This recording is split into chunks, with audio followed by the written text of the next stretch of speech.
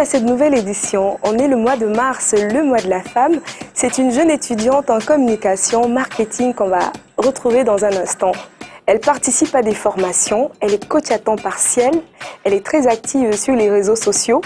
22 ans, on a jugé intéressant de la faire venir parce qu'on est très persuadé que la jeune femme africaine aujourd'hui détient un potentiel énorme en ce qui concerne l'entrepreneuriat, surtout si elle se donne les moyens, bien sûr.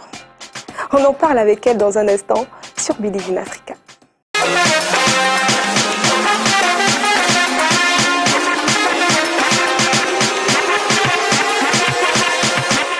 Mademoiselle Claude Marcel Cuissou est avec nous aujourd'hui.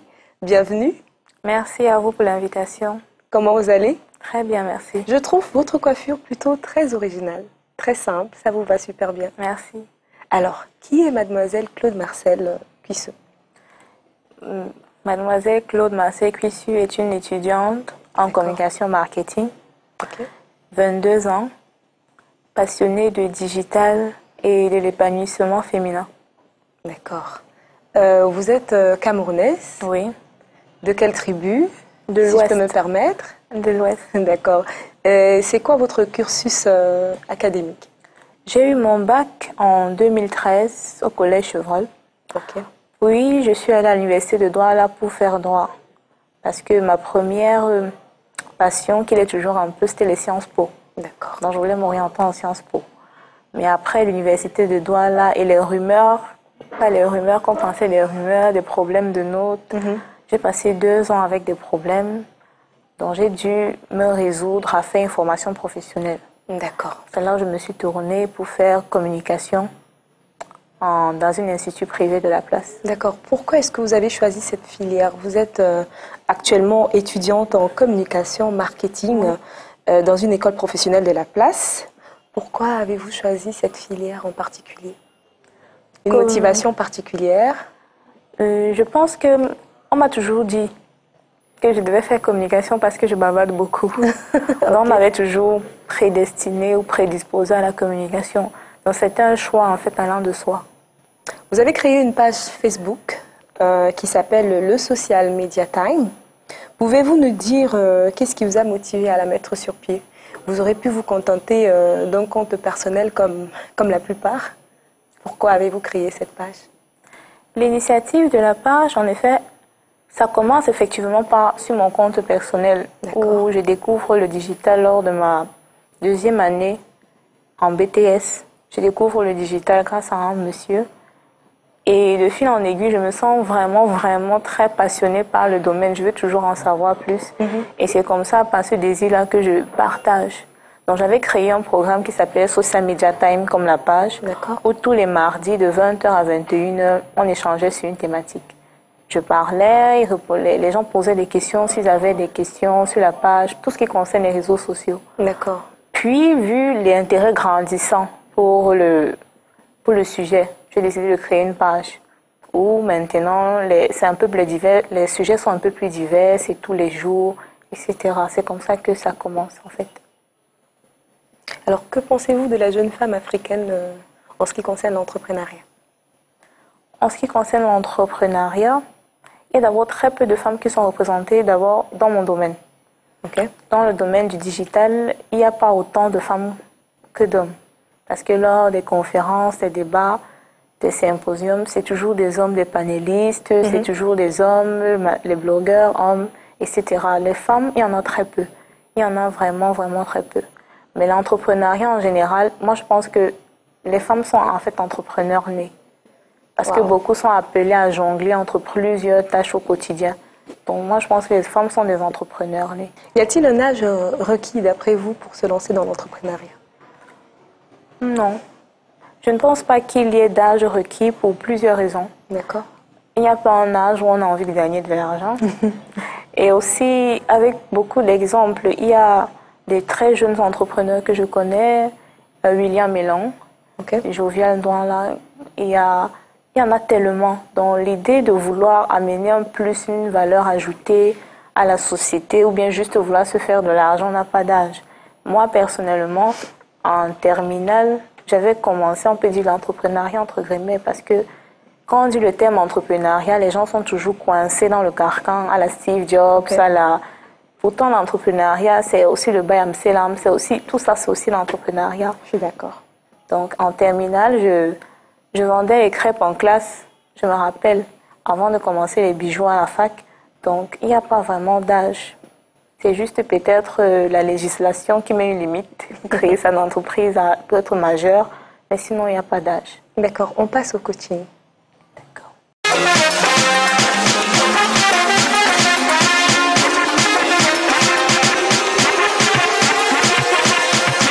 Pour vous, c'est quoi le réseau digital qu'il ne faudrait pas négliger, qu'il faut prendre en compte absolument si on veut se lancer dans l'entrepreneuriat?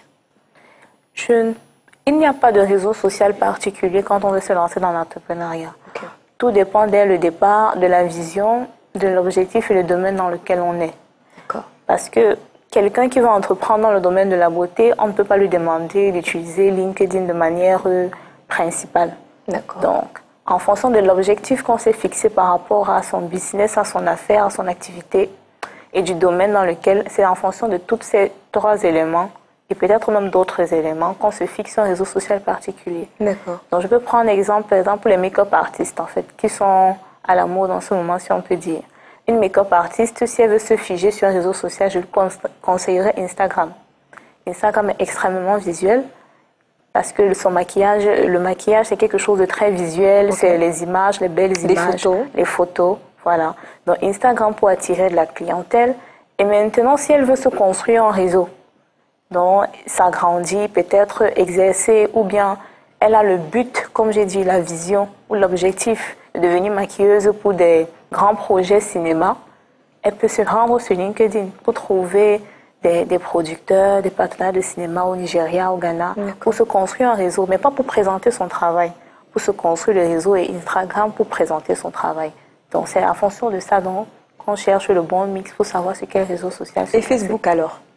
Facebook, moi je dis toujours Facebook. C'est quand même le réseau le plus sollicité. Incontournable. Oui. Donc quand quelqu'un parle de réseaux sociaux, je ne compte généralement pas Facebook parce que c'est incontournable. Avec 2 milliards de personnes dans le monde, si tu n'es pas sur Facebook, on peut dire que tu n'es nulle part en fait. Donc il faut être sur Facebook de manière spontanée. Même s'il est vrai que tous les domaines ne sont pas obligés d'être en ligne. Les domaines industriels par exemple, c'est un peu compliqué. Parce que leurs principales cibles ne sont pas connectées de cette manière-là. Dans les domaines industriels, c'est un peu compliqué de les représenter en ligne. Donc, Facebook, c'est incontournable. Ce n'est pas à demander si, en fait. D'accord. Vous faites du coaching en temps partiel, d'accord? Oui. Et vous participez également à des formations. Je prends le cas de la Startup Academy qui s'est tenue récemment. Avez-vous reçu une formation dans ces domaines? Coach, formation.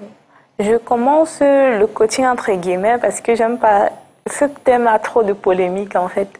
Je commence de manière tout à fait indirecte et involontaire. C'est à travers mon activité sur la page Social Media Time et sur mon profil Facebook que je suis sollicitée. Je suis sollicitée une première fois par une amie qui entend...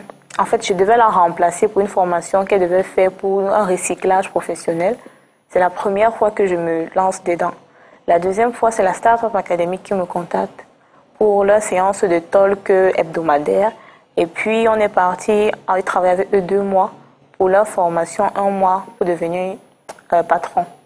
Parce que dans la formation, il y a plusieurs modules. Et l'un des modules, c'était les technologies de l'information, notamment le digital. C'est ce module-là que je tenais chaque mois pendant 4 heures. Et avez-vous des feedbacks? Oui, j'ai eu des feedbacks. L'un de mes principaux problèmes, c'était que souvent les gens avaient du mal à suivre. Parce que dans la pédagogie, il y a aussi ça. Quand vous maîtrisez, ou bien quand je maîtrise un domaine, tu oublies en fait que l'autre en face, lui, ne connaît rien. Donc tu t'oublies souvent dans les terminologies un peu techniques. Et c'est ça le souci. Ok. En ce qui concerne les formations, dans quel cadre êtes-vous très souvent sollicité? Ce cadre des réseaux sociaux. Des formations. Oui, les réseaux sociaux. D'accord. Principalement. Donc, quels sont les thèmes en récurrence qui reviennent assez régulièrement? Les thèmes qui reviennent, il y a positionner son entreprise en ligne, même si j'ai un problème avec ce thème. Parce que généralement, les thèmes, ce n'est pas moi qui les donne. Donc, c'est l'entreprise. Positionner son entreprise en ligne. Oui. Il y a optimiser sa présence sur les réseaux sociaux et vendre ses produits sur les réseaux sociaux. Et vous faites également personal branding? Oui. Un peu? Un peu. Mais j'ai commencé à le faire de manière sans savoir en fait ce que c'était. C'est de fil en aiguille qu'on m'a dit qu'en fait ce que tu fais c'est du personal branding. En fait j'ai essayé d'en savoir plus et ça se rapprochait plus de ma première passion en fait pour la science politique.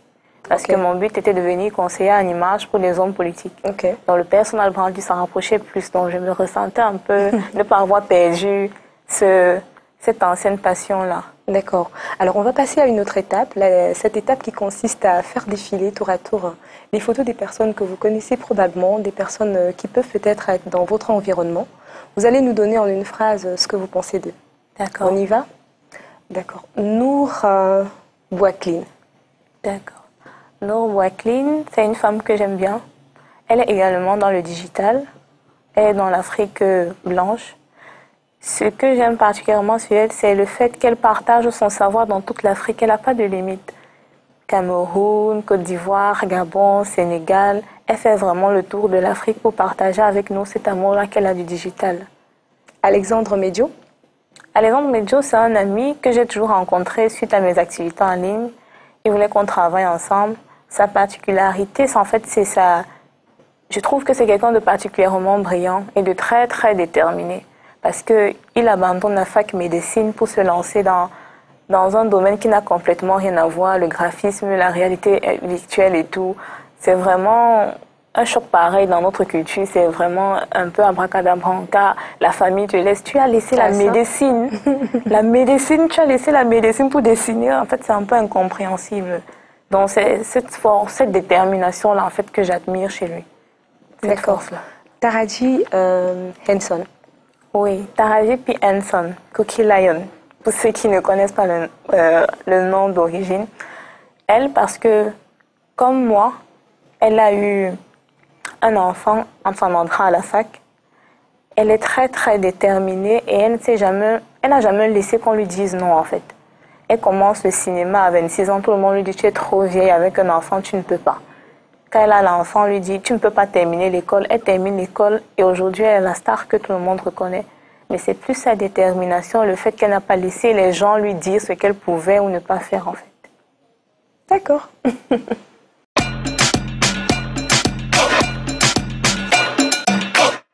Comment gérez-vous au quotidien votre rôle de mère, étudiante, vos projets? Comment faites-vous? C'est quoi la formule? Ça ne va pas être facile. Maman, étudiante, les projets. Ce n'est pas facile, il n'y a pas de formule magique.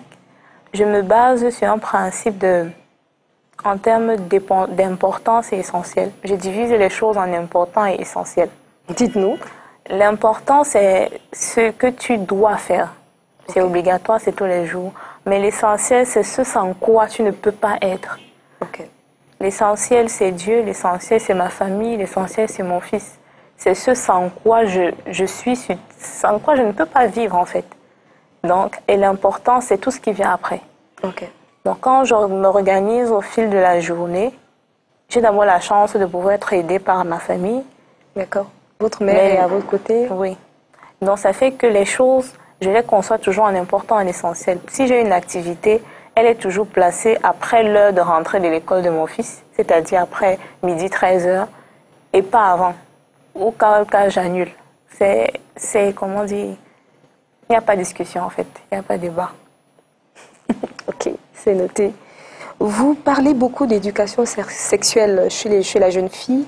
S'il fallait donner un conseil ce mois de la femme à une jeune fille, aux jeunes filles qui vous regardent en ce moment à travers le monde, s'il fallait donner des conseils dans le cadre de l'éducation sexuelle de la jeune fille, alors que diriez-vous? Ce que je dirais, c'est le planning familial. 3 mots, le planning familial. Après ma grossesse, je me suis vraiment, si on peut dire, détabousée. Bon, c'est un néologisme de la sexualité. J'en parlais autour de moi, mes camarades et amis proches en savent. La première chose que je leur dis, planning familial, ça coûte pas cher. c'est pas seulement question de contraception, c'est que les dames qui sont là-bas, parce que j'ai fait beaucoup de recherches sur l'éducation sexuelle, les dames qui sont à ces endroits ont été formées par le ministère de la Promotion de la Famille pour vous guider, vous suivre. Et en fonction de tes besoins personnels, elles pourront t'orienter vers une technique qui n'est pas forcément chimique, qui n'est pas forcément contraceptive. Elle pourra te dire comment faire et te suivre. Et c'est gratuit. Ce n'est pas une consultation à 10 000 francs, c'est gratuit. Elle est là juste pour vous écouter. Avez-vous des projets, un rêve à réaliser pour le Cameroun, pour votre pays? Mon projet, on peut dire présent. À long terme? Oui, à long terme. De maintenant, c'est en fait concevoir une formation en digital marketing, en association avec une école privée de la place, concevoir un programme en marketing digital complet. Plus de détails. Plus de détails. Comme il y a les marketing en banque, marketing en des filières. Ok. Un master en marketing digital. Juste un master pour un départ en association avec une école de la place pour pouvoir donner cet outil-là à ceux qui sont désireux de vouloir apprendre, parce que le digital n'est pas une formule magique ou bien un domaine qui va tout révolutionner. C'est un outil comme les autres, mais c'est un outil puissant qu'il ne faut pas négliger. Et il faudrait des formations adéquates. Parce qu'en ce moment, il y a des tas de certifications et de formations qui pilulent, mais peu sont recommandables, il faut le dire. Très peu sont recommandables. Et les gens ne savent pas toujours discerner le vrai du faux. C'est une des raisons pour laquelle moi-même, je ne me suis pas lancée dans les formations à faire. On m'a beaucoup demandé pourquoi tu ne fais pas les formations, parce que je n'ai pas encore l'expérience requise pour faire des formations aux gens. Parce qu'il faut l'avouer, il faut avoir une certaine pratique. Même si je connais le sujet, je peux me limiter à un certain axe. Et le marketing digital, ce n'est pas juste les réseaux sociaux, c'est bien au-delà. C'est comme... marketing digital, c'est un peu comme une sauce. Dans la sauce, il y a plusieurs ingrédients. Quand il y a une sauce tomate, il y a la tomate, il y a le sel, etc., etc. Le marketing digital, c'est pareil. C'est dans le marketing digital qu'il y a les réseaux sociaux. À part ça, il y a d'autres domaines. Il y a le référencement, il y a le e-commerce, c'est vaste. En tout cas, ça regorge beaucoup de pas mal d'opportunités en ce moment. Ok. Dites-nous, s'il fallait parler des clés de réussite, d'après vous, comment faire pour réussir? Est-ce qu'il faut être focus? Est-ce qu'il faut peut-être être trop patient? Je ne sais pas. La patience n'est pas aussi évident. Pour vous, s'il fallait donner un conseil à ces jeunes qui vous regardent en ce moment, quelles sont vos clés de réussite? La réussite est d'abord un terme, personnel. Je suis d'accord.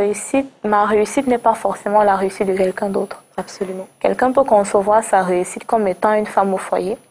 Une autre personne peut concevoir sa réussite comme faisant le tour du monde. Donc la réussite dépend vraiment de tout un chacun. Mais maintenant, en fonction de la réussite que chacun s'est posée, je ne pense pas qu'il y ait de clé magique. Parce que dans ce monde, il y en a près de 7 milliards et de poussières. Et dans ces 7 milliards, chacun a son individualité. Ce qui peut marcher sur moi ne va pas forcément marcher sur toi. C'est pour ça que ces livres à succès, ces articles sur les clés de la réussite, je suis désolée, mais c'est du marketing. Il n'y a pas de clé de réussite. Moi, je peux rester... Il y a des gens, par exemple, en classe, du 1er au 31, il ne fout rien en classe, mais au moment de composer, il a 14 de moyenne. Mais pourtant, il y a d'autres qui se tuent à la tâche, ils n'arrivent pas à avoir 11. Donc, la réussite dépend de tout un chacun. Une personne, ça peut ceci qui marche, l'autre, ça peut être cela. Donc, il n'y a pas une formule universelle chez tout le monde. Chacun doit trouver sa propre formule en fonction de lui-même. Ok. Vous êtes jeune, vous avez 22 ans. Vous êtes très intéressante. Je vous trouve très ambitieuse autant pour moi, très engagée. Je ne sais pas si à cet âge, j'avais autant de rêves, autant de détermination. Je tiens à vous saluer et voilà, bon vent pour la suite, beaucoup de courage. Merci. Je sais que ce n'est pas facile, mais vous y êtes déjà. D'accord, merci beaucoup. C'est ici que s'achève ce programme. On espère avoir été à la hauteur. On fera mieux probablement la prochaine fois. Alors restez en compagnie de nos programmes sur STV. À très bientôt. Ciao, ciao.